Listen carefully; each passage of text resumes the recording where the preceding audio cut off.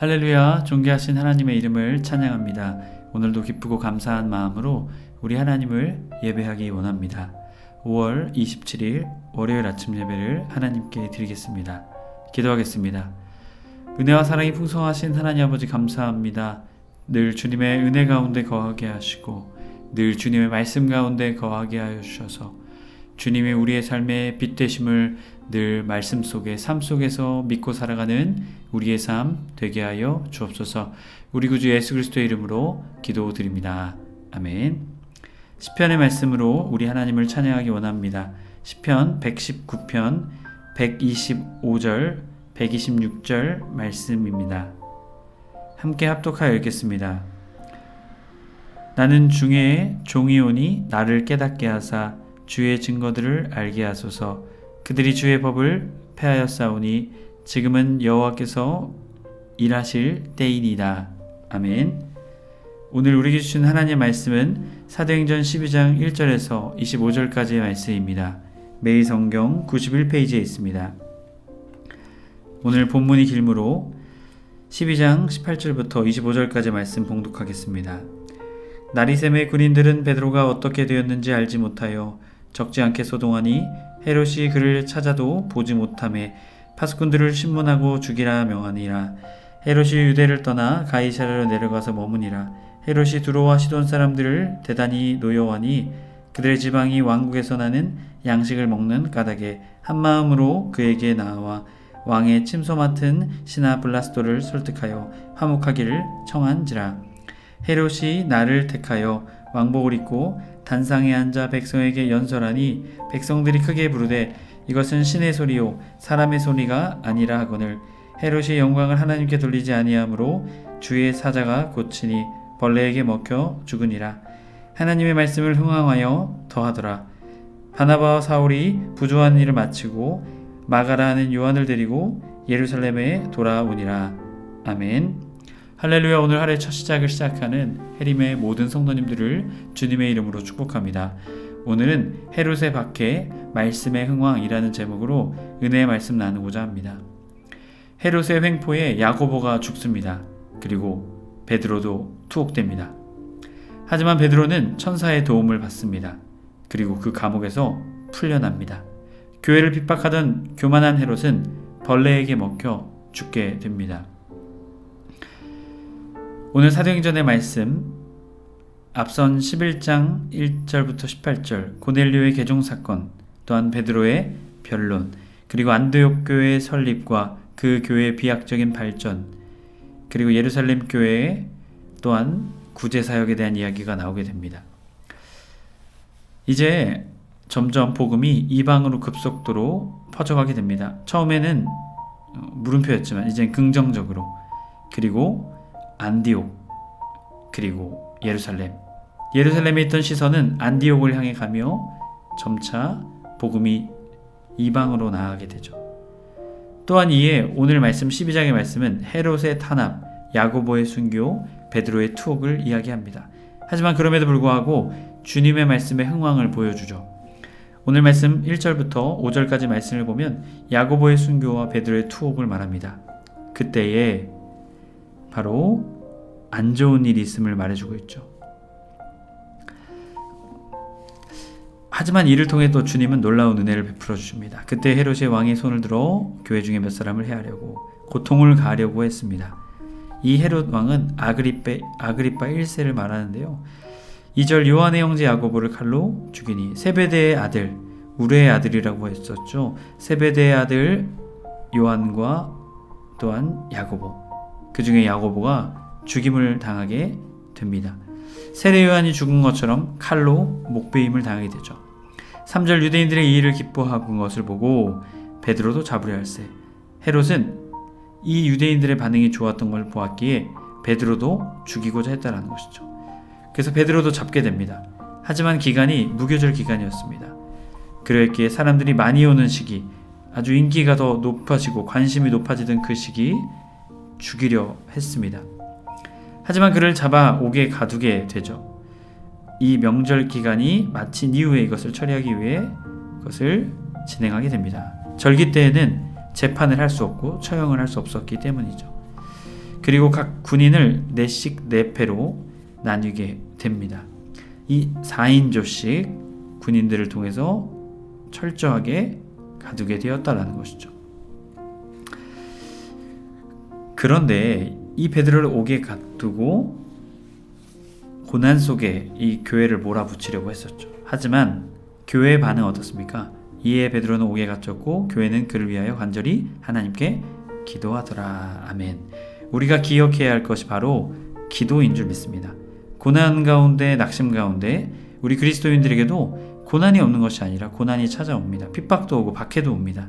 하지만 우리가 기억해야 할 것, 박해 앞에, 고난 앞에 간절히 최선을 다해 하나님께 도움을 구하며 간구하며 나아가는 우리의 삶이 되어야 될 줄 믿습니다.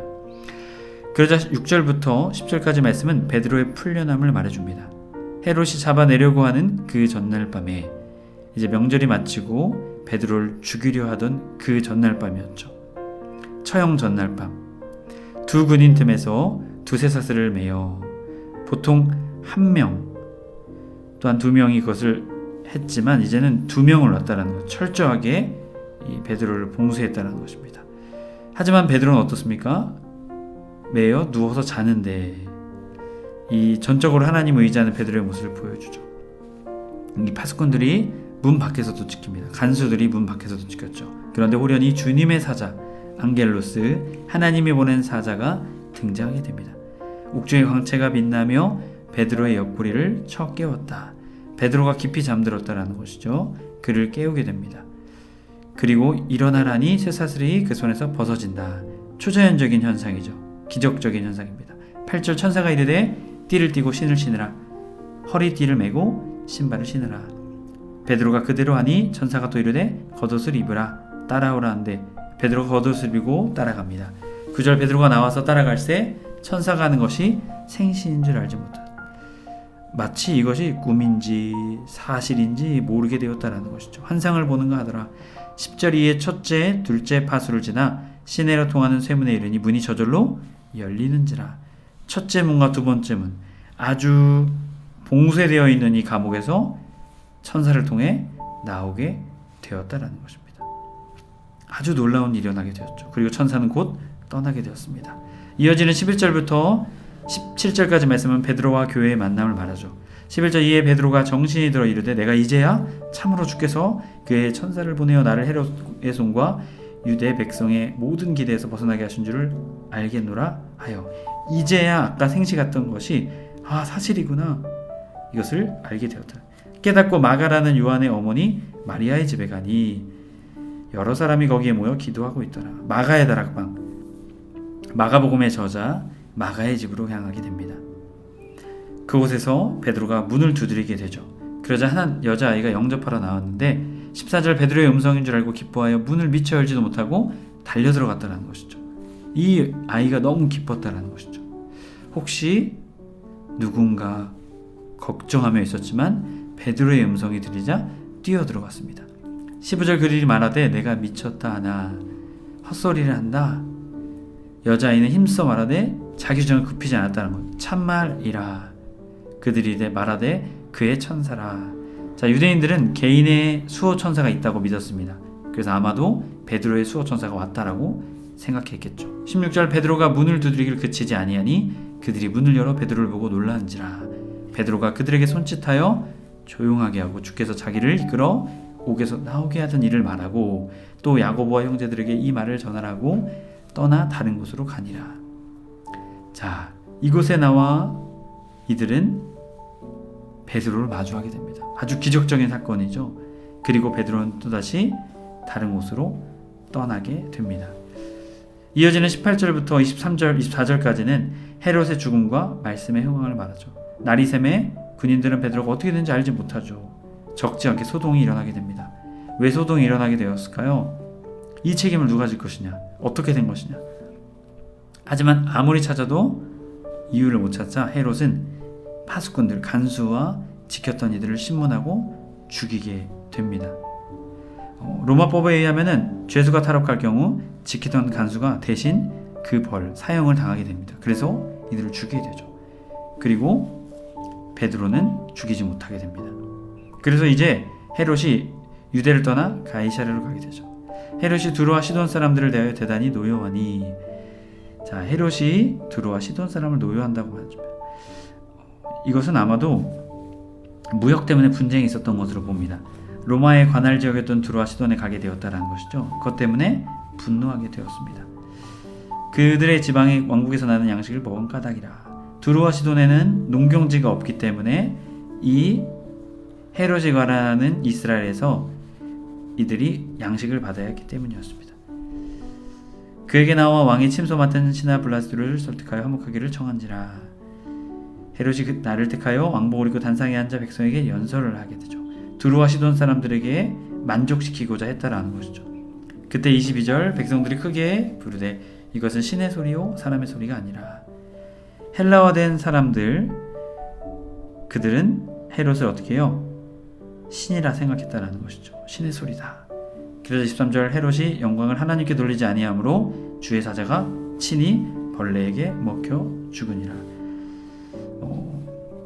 요세푸스는 이 역사가 요세푸스는 이 헤롯이 복통이 있고 5일 만에 사망하게 되었다라고 역사적으로 또한 증언하고 있습니다. 결국 헤롯은 교만했기에 하나님께 영광을 돌리지 않았기에 죽임을 당하게 됩니다. 24절 하나님의 말씀은 흥왕하여 더하더라. 하나님의 놀라운 역사하심을 보여주게 되는 것이죠. 이 흥왕이라는 표현은요, 식물이 생물을 가지고 있는 그 생명체가 거침없이 자라는 모습을 보여줍니다. 25절 바나바와 사울이 부조하는 일을 마치고 마가라는 요한을 데리고 예루살렘으로서 돌아오니라. 자, 이제 앞으로의 선교의 과정이 이방을 향해 나아가고 있음을 말하고 있죠. 하나님의 성도 여러분, 오늘 베드로의 모습, 헤롯은 박해하려 했지만 주님의 말씀을 멈출 수 없었습니다. 여러분, 오늘 우리의 상황도 마찬가지입니다. 세상은 우리를 박해하고 우리의 주변의 상황과 환경은 우리를 박해하고 어렵게 합니다. 하지만 고난과 역경이 있을지라도 주님의 말씀을 믿고 나아가는 주님의 자녀의 삶엔 주님의 말씀에 흥왕이 있는 줄 믿습니다. 무엇보다 주님의 말씀을 붙잡고 나아가는 저와 여러분의 삶이 되길 주님의 이름으로 간절히 축복합니다. 아멘. 기도하겠습니다. 은혜와 사랑이 풍성하신 하나님 아버지 감사합니다. 주님, 우리의 삶은 주님을 믿고 살아가지만 고난과 역경과 박해가 있습니다. 하지만 주님, 그러한 상황 속에서도 늘 주님 붙잡고 나아가는 우리 모두가 되게 하여 주옵소서. 그러할 때 주님의 말씀은 우리를 흥왕케 합니다. 우리의 신앙을 더욱더 견고히 하고 더욱더 튼튼하게 합니다. 주님, 더욱더 주님의 말씀을 붙잡고 고난과 역경 가운데서도 믿음으로 나아가는 우리 모두의 삶 되게 하여 주옵소서. 우리 구주 예수 그리스도의 이름으로 기도드립니다. 아멘. 주기도문을 마치고 자유롭게 기도하겠습니다. 하늘에 계신 우리 아버지여, 이름이 거룩히 여김을 받으시오며 나라에 임하옵시며 뜻이 하늘에서 이룬 것 같이 땅에서도 이루어지이다. 오늘날 우리에게 일용할 양식을 주옵시고 우리가 우리에게 죄 지은 자를 사하여 준 것 같이 우리의 죄를 사하여 주옵시고 우리를 시험에 들게 하지 마옵시고 다만 악에서 구하옵소서. 나라와 권세와 영광이 아버지께 영원히 있사옵나이다. 아멘.